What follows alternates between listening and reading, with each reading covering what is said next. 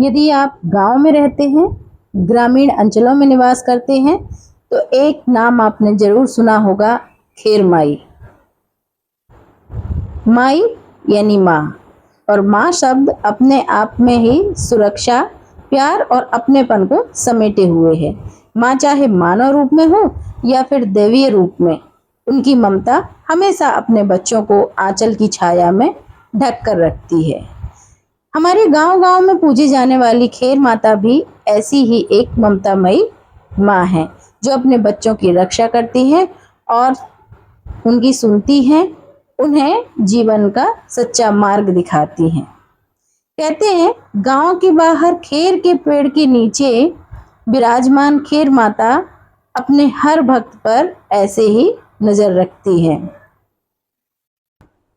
तो ये तो हम सब जानते हैं कि हमारे हर गांव में खेर माता निवास करती हैं, लेकिन लोग अक्सर ये नहीं जानते कि उन्हें खेर माता क्यों कहा जाता है, क्योंकि ऐसा माना जाता है कि इन माता का निवास खेर के पेड़ के नीचे होता है और इसीलिए इन्हें खेर माता कहा जाता है।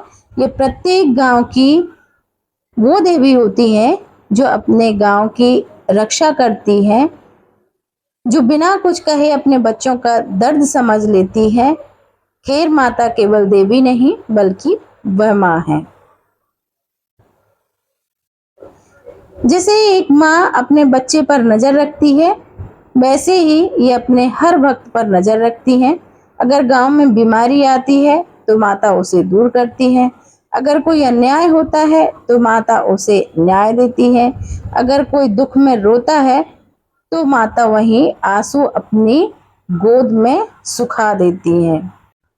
जब गांव के परेशान लोग उनके दरबार में पहुंचते हैं तो माता अपनी ममता से उन्हें ढांढस बढ़ाती है। कभी चमत्कार से संकट दूर कर देती है, तो कभी अज्ञानी को राह दिखाती है और जो डरे हुए होते हैं उनसे कहती है कि बेटा डरो मत, तेरी माँ तेरे साथ है। और सच तो यही है कि माँ चाहे रूप बदल ले, लेकिन उसकी गोद में हमेशा वही सुकून मिलता है।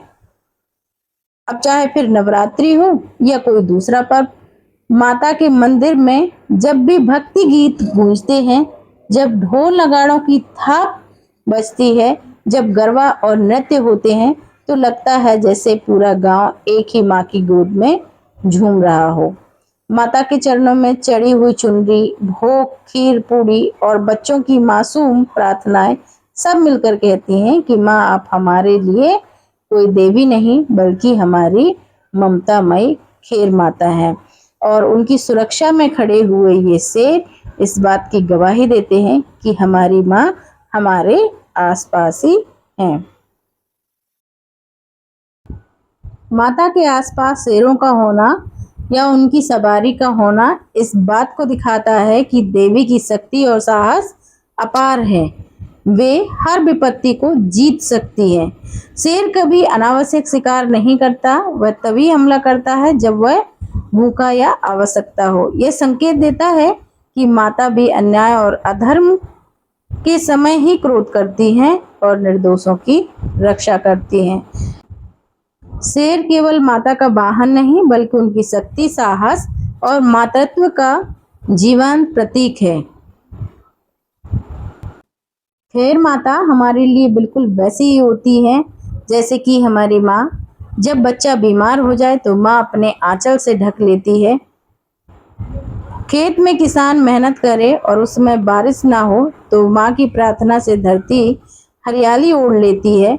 माँ की गोद में बच्चा चैन से सोता है, वैसे ही भक्त माता की गोद में जाकर के, शरण में जाकर के निडर हो जाते हैं और अपने आप को पूर्णतः माँ के हवाले कर देते हैं, तो उनकी संपूर्ण रक्षा माता ही करती हैं।